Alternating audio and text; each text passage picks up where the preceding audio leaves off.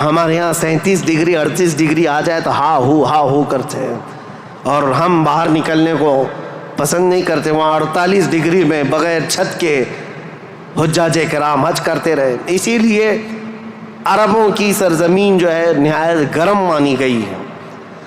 سرزمین پتھریلی اور زمین سوکھی، سبزہ نہیں اگاتی، بارش نہیں آتی، اوپر سے گرمی اتنی پھینکتا ہے سورج، چلچلاتی ہوئی دھوپ.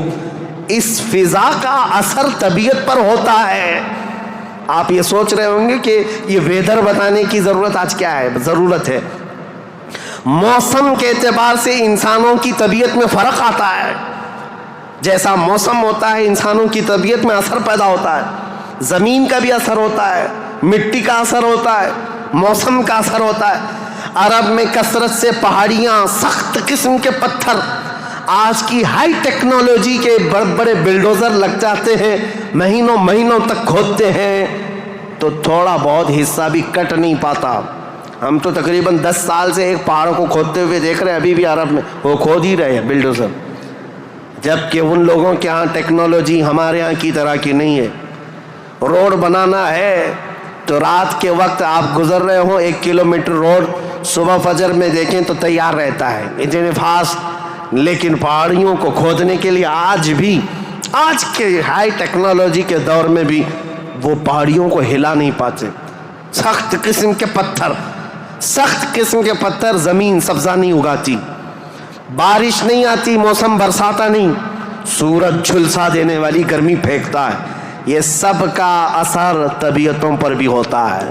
اس کی وجہ سے عربوں کی طبیعت میں خشکیاں، چڑچڑاہٹ، ضدی پن، تکبر، غرور، یہ سب چیزیں تھیں.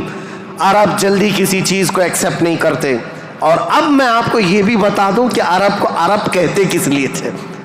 عرب یہ نام کیوں پڑا تھا اس کا؟ یہ انسانوں کی طبیعت کے حساب سے میل کھاتا ہے، اس لیے میں عرض کر رہا ہوں عرب نام کیوں رکھا گیا. عرب کس کو کہتے ہیں؟ لفظ عرب عین را با، یہ عربی میں لفظ جو ہے اس کا میننگ ہوتا ہے اچھی زبان رکھنے والا، فصیح اللسان جو آدمی ہے عرب کہتے ہیں اس کو.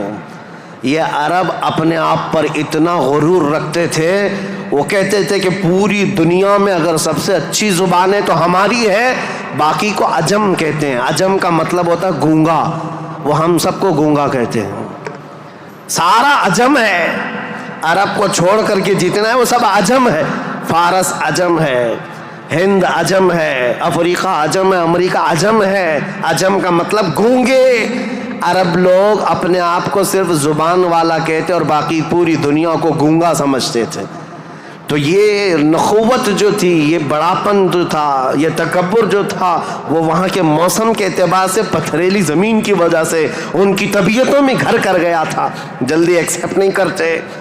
ایسے سخت دلوں کے اندر اور ایسے سخت قوم کے اندر اسلام کا نور ظاہر کرنا یہ کوئی عام بات نہیں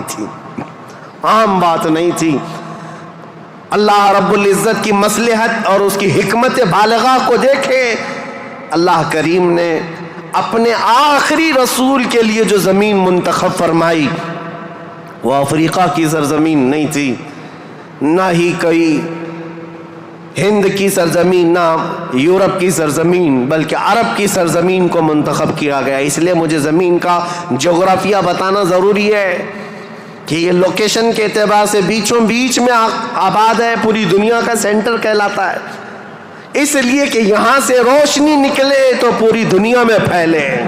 یہاں سے نکلا ہوا ابر ہر زمین پر بارش بن کر کے برسے گا، اور برسا بھی. اللہ کریم نے مکہ مکرمہ کی سرزمین کو منتخب فرمایا.